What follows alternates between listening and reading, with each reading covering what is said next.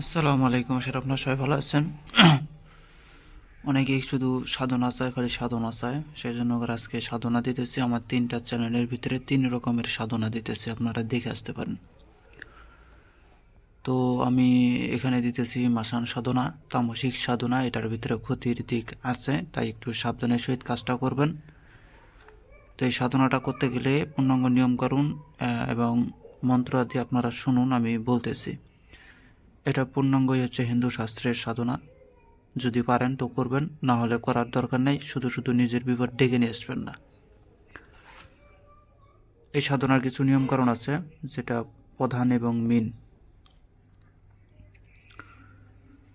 তো এই সাধনার সম্পূর্ণ নিয়মকানুন বলতেছি, আপনারা ধৈর্য সহকারে শুনুন। কিন্তু বলার আগে একটা কথাই বলি, গুরু বিনে বিদ্যা অচল।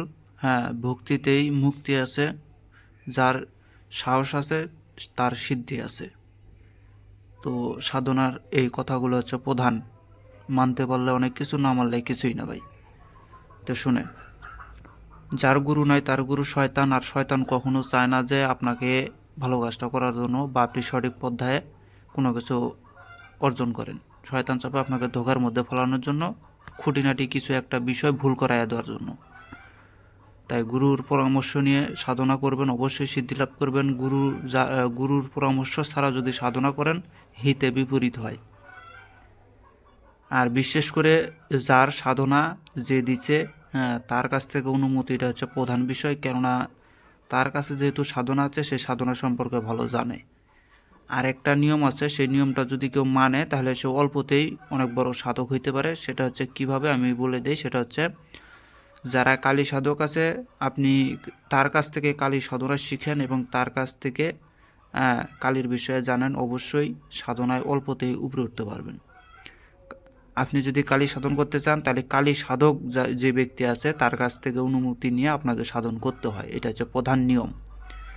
যেমন অনেকে মাসান সাধনা আছে, তার কাছ থেকেই অনুমতি নিয়ে আপনাকে সাধনা করতে হবে। অনেকে জিন সাধনা আছে, যদি জিন সাধন করতে চান তাহলে ওই জিন সাধকের কাছ থেকে অনুমতি নিয়ে, দোয়া আশীর্বাদ নিয়ে তারপরে আপনাকে সাধনা করতে হয়। তো এটা মাথায় রাখবেন। নয়তোবা হ্যাঁ, সাধনা করতে যাবেন, কেননা যে সাধন করছে সে তো জানে সাধন বিষয়, সাধনের ভিতরে কী কী ঘটে, কিভাবে সেখান থেকে বেরোনো যায় এবং কিভাবে সাধনায় সিদ্ধি লাভ করা যায়।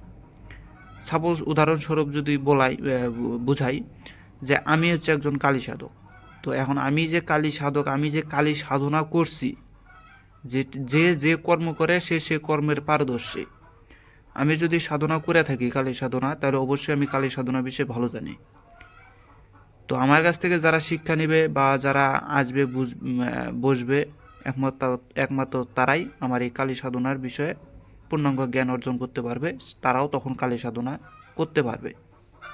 এটা হচ্ছে বড় জিনিস। অনেকেই প্রশ্ন করে যে ভাই, সাধনা এতদিন থেকে ধরে করা সম্ভব না, অল্পতেই যেন সাধনায় সিদ্ধি লাভ করতে পারি, সেই সবগুলা দেন। তো ভাই একটা কথা বলি, এই কথাটা আজ পর্যন্ত কোনো কাউকে বলিও নাই, তো আজকে আপনাদের মাঝে বলি যে এই যে মাসান সাধনাটা দেখতেছেন, এটা কিন্তু যে একেবারে যে আপনাকে 50 দিন করতে হবে, 41 দিন করতে হবে, 3 মাস করতে হবে, 6 মাস করতে হবে, এমন কোনো বিষয় না। এগুলো 1-2 দিনের সাধনা। আবার যারা অরিজিনালি গুরু লাইনে আছে, তারা চাইলে 10 মিনিটেই সাধনা সিদ্ধি লাভ করতে পারে। এটা বাস্তব। দুর্গা সাধনা মাত্র 10 মিনিটে হয়। কেউ হয়তো বিশ্বাসই করবে না, শালা এটা ভণ্ডর মতন কথাবার্তা বলে। আসলে ভাই শুনেন, যার জ্ঞান যতটুকু, হ্যাঁ, মানে আমি যদি কলেজে পড়ে থাকি, তো প্রাইমারিকের যারা আছে তারা কিন্তু কলেজের সাবজেক্ট বুঝবে না। হ্যাঁ, তো এরকম হচ্ছে বিষয়।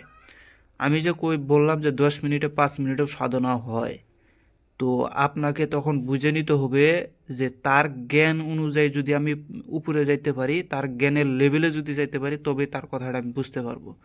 অন্যথায় তার কথাটা বোঝা আমার পক্ষে কঠিন। তো অনেকেই আছে বাজে কমেন্ট করে যে হ্যাঁ, 10 মিনিটে সাধনা হয়, 5 মিনিটে সাধনা হয়। ভুল কথা, ভণ্ডামি কথা। আসলে এগুলো হচ্ছে যারা ওই যে মানুষের ওই যে কিতাবাদি পড়ছে, আর যারা মানুষের পিছনে শুধু ঘুরছে আর ঘুরছে, কিছু নিতে পারে নাই, কিছু জানে নাই, জ্ঞান অর্জন করে নাই, তারাই এই কথাগুলো বলবে, যারা গোমরার ভিতরে আছে। এই যে জিন সাধনা, হ্যাঁ, সর্বোচ্চ আধা ঘন্টার ভিতরে একটা জিন সাধনা করা যায়। ভাই মন্ত্রতন্ত্র দিয়ে ওই এতদিন সাধনা করা সম্ভব না। কিছু নিয়ম কারণ আছে যেটা মানার সঙ্গে সঙ্গে আপনি জিন সাধক হইতে পারবেন, এবং এমন এমন কিছু টেকনিক আছে যে টেকনিকের মাধ্যমে একজন কালী সাধক হওয়া সম্ভব, তাও কি 5-10 মিনিটের ভিতরে। কিন্তু সেই যে কৌশল, এটা আমি যে 10-5 মিনিটের যে কথাগুলো বলতেছি এগুলো হচ্ছে এক একটা কৌশল। আর এই কৌশল যদি একবার কেউ শিখে ফেলায় তাহলে সে পারবে, আর অন্যথায় এই কৌশল যদি তার না জানা থাকে তাকে ওই মন্ত্রতন্ত্র আয়াত কোরআন দিয়েই জিন সাধনা করতে হবে, উপায় নেই। আর যদি কিছু কৌশল অবলম্বন করতে পারে সে 10 মিনিটে 5 মিনিটেই একজন সাধনা সিদ্ধি লাভ করতে পারে। কৌশলটা কেমন? যেমন ধরে আমি যদি কালী সাধক হই, আমার পাশে যদি কেউ বসে আর সে যদি আমাকে পটায়া মোটায়া যদি আমার কাছ থেকে কালী সাধনাটা হাতায় নিতে চায়, তাহলে আমি তাকে যদি খালি বলি যে তুই বাড়ির যাই একটা আগরবাতি দিয়ে বস, 5 মিনিট একটু ধ্যান কর, তুই কালীকে পাবি, সে নিশ্চিত পাবে। কিন্তু ওই যে কি, যে সাধক সেই সাধকের কাছ থেকে যদি নিতে পারে তাহলে পাবে। তাহলে কি ওইটা তো আর সাধনা করতে হলো না যে 10 দিন 12 দিন 41 দিন, ওই 5-10 মিনিটে সে পায়া গেল। একটা কথা মনে রাখবেন, রাম হচ্ছে যখন রাবণের ওদিকে যাবে তখন তার আগে কিন্তু একটা যজ্ঞ করছিল, সেই যজ্ঞের ভিতরে আত্মাশক্তি মহামায়া ডাক দিয়েছিল।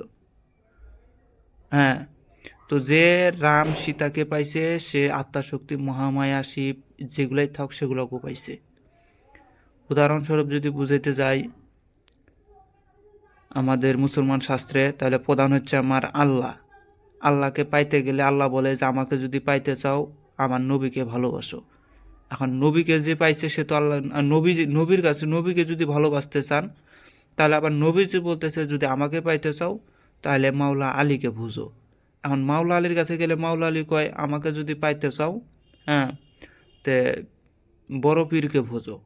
এখন বড় পীরের কাছে আবার গেলে বড় পীর বলবে যে আমাকে যদি পাইতে চাও, হ্যাঁ, ওই একজন গুরু পীর মুর্শিদ ভুজো, তাদের কাছে আমি আছি। এখন শর্টকাটে যদি আল্লাহকে কেউ ধরতে চায় তাহলে একমাত্রই একজন গুরু বা পীরের সাক্ষাৎ পায়া সেই পীর ভোজনা করে ডাইরেক্ট বড় পীরকে পাওয়া মানে আলীকে পাওয়া, আলীকে পাওয়া মানে ওই নবীকে পাওয়া, নবীকে পাওয়া মানে আল্লাহকে পাওয়া। এটা হচ্ছে শর্টকাট রাস্তা। এখন দূর দিয়ে যখন ঘুরে ঘুরে যাবেন তখন কি হবে? ডাইরেক্ট আল্লাহকে সাধন করা। হ্যাঁ, আমি আল্লাহর নাম নেবই বললাম আর সাধন হয়ে যাবে, জীবনও হবে না। আপনি 1000 বছর যদি এই আল্লাহ আল্লাহ করেন জীবনও সাধনায় আল্লাহকে পাবেন না। তো কিছু টেকনিক, কিছু কৌশল আছে, কিছু শর্টকাট কিছু পথ আছে যেগুলো বাস্তব পথ, যেগুলো মানতে পারলেই অল্পতেই সাধনায় সিদ্ধি লাভ। তো যাই হোক, বেশি কথা না বলি, জ্ঞানীরা বুঝবে অজ্ঞানীরা খুঁজবে। তো এখানে নিয়মটা দেখেন, এগুলো হচ্ছে শর্টকাটে সাধনা, বিষয়টা বুঝেন আগে। এই যে দেখেন, হিন্দু লোক মারা গেলে যখন শ্মশানে পুরাতে নিয়ে যাবে, এটা অবশ্যই শনিবার মঙ্গলবার অমাবস্যা হতে হবে, তখন তাদের সাথে যাবে, মানে যখন মরাটা নিয়ে যাবে তখন তার সাথে যাবেন। আর মনে মনে এই কথা বলবে, এ যো হুয়া আচ্ছা হুয়া, এই কথাটা শুধু আপনি যাবার সময় বলবেন। মরা যখন আগুনে দিবে তখন নিচের মন্ত্র বলিবে আর লক্ষ্য রাখিবে মরার হাড্ডি কৌশলে নিয়ে, মানে এখানে আপনাকে এই যে যাবার সময় বলতে হবে এ যো হুয়া আচ্ছা হুয়া। হ্যাঁ, এই কথাটা বলতে বলতে যাবেন, যায় যখন মরাকে পুরানো দিবে, পুরানোর পরে মরা যখন ফাটফাট করে পুড়ে হাড্ডি হুড্ডি ছিটকে মিটকে যেখানে সেখানে চটকে ভরে যাবে, সেইখান থেকে একটা হাড্ডি আপনাকে জোগাড় করতে হবে। তারপরে দেখেন, আর নিচের মন্ত্র আর নিচের মন্ত্রটা যখন হাড্ডিটা পেয়ে যাবেন তখন খালি নিচের মন্ত্রটা আপনি বলবেন, বলতে বলতে বলতে বলতে সোজা চলে এসে পড়বেন আপনার গন্তব্যে, মানে বাসায়। এখন যখন গন্তব্যে আসবেন, আসার পর ওই হাড্ডিটা কিন্তু আবার ডাইরেক্ট আপনার বাসায় ঢুকাইতে পারবেন না, হিতে বিপরীত হয়ে যাবে। এই হাড্ডিটা কোনো সুন্দর কোনো পারফেক্ট জায়গার ভিতরে লুকায় রেখে দিয়ে চলে যাবেন। সারাদিন যাওয়ার পরে যখন রাত হবে, ওই রাত্রেবেলা তখন আপনি আবার চিতার উপরে যাবেন ওই হাড্ডিটা নিয়ে। দেখেন, নিয়ে চলে আসবে, রাত্রি আবার শ্মশানে যাবে, চিতার উপরে কিছু মদ ছিটা দিবে, মানে যে চিতাটা মরা পুরানো হয়েছে সেখানে কিছু মদ আপনাকে ছিটা দিতে হবে। ছিটা দেওয়ার পরে একটি প্রদীপ জ্বালাবে, আর নিচের মন্ত্রটা এক মালা জপ করবে, সঙ্গে সঙ্গে মাসান হাজির হবে। ভয়ঙ্কর রূপে সাবধান, গুরু ছাড়া এই কার্য করা নিষেধ।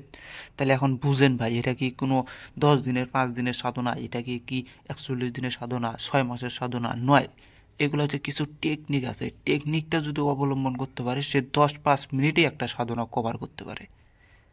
এখানে যে টেকনিকটা বলা হয়েছে, আমি তো এই সাধনাটা এর আগে ইউটিউবে দিছি, কিন্তু মানে এই সাধনার মেন রহস্যগুলা বলে দেওয়া যায় না, কেননা এটাতে খারাপটাই বেশি হয়। এই যেমন এখানে আমি লিখে দিছি, মানে চিহ্নিতও করে দিছি, এটা তামসিক সাধনা, এটার ভিতরে ক্ষতির দিক সর্বোচ্চ বেশি আছে। তে এই সাধনা যদি কেউ করতে চান, আগে আমার সাথে অন্তত পক্ষে বোঝাপড়াটা করবেন, তারপরে সাধনায় হাত দিবেন। অন্যথায় যদি আপনি নিজের মাতব্বি করে যদি সাধনায় হাত দেন, বা হিতে যদি বিপরীত হয়, বা আপনার কোনো ক্ষয়ক্ষতি হয়, তাহলে আমি বা আমার চ্যানেল কোনো প্রকারই দায়ী না, কোনো প্রকারই দায়ী না। আপনি নিজ দায়িত্ব করেন গা। কিন্তু আমি একটা কথাই বলবো, যে আমার অনুমতি ব্যতীত এই সাধনায় পাওয়া দেওয়া মানে নিজের বিপদ নিজেই ডেকে নিয়ে আসা, অন্যথায় যাবেন না ভাই। ইউটিউবে সাধনা দিলেই যে আপনি সাধনা করতে পারবেন, এটা সম্পূর্ণরূপে ভুল কথা ভাই, মনে রাখেন। কেননা সাধনার ভিতরে এমন এমন গুমর আছে যেগুলা যতক্ষণ একজন গুরু শিষ্যকে না বলে দিছে, ততক্ষণ সে যদি আজীবন সাধনা করে যায়, সাধনার দিক দেখালে তার ক্ষতি হবে, ভালো আর কোনো দিন হবে না। তো দেখেন মন্ত্রটা: কালী নাগেশ্বরী জটা ব্রহ্ম খফরি হাত মারু হাত মার। মন্ত্রটা হিন্দু শাস্ত্রে তো একটু সমস্যা হইতেছে। দেখেন, কালী নাগেশ্বরী, কালী নাগেশ্বরী জটা ব্রহ্ম খফরি হাত মরি মাসানি না ফেরে গুরু হামারি সাত এর গুরু হামারি সাত ওং নমো শ্মশান বাসিনী আগচ্ছ সোহা। এই মন্ত্রটা আপনাকে বলতে হবে কতবার? 108 বার, অর্থাৎ এক মালা বলবেন। দেখবেন যে আপনার খেলা শুরু। যখন মাসান এসে পড়বে, তখন তারকে কন্ট্রোল করাটাই হচ্ছে বড় বিষয়, গুরু ছাড়া সম্ভব নয়। কেননা মাসান যে দেখছে সে বাইচা থাকে না, সে নিশ্চিত মৃত্যুবরণ করে, এতে কোনো সন্দেহ নাই।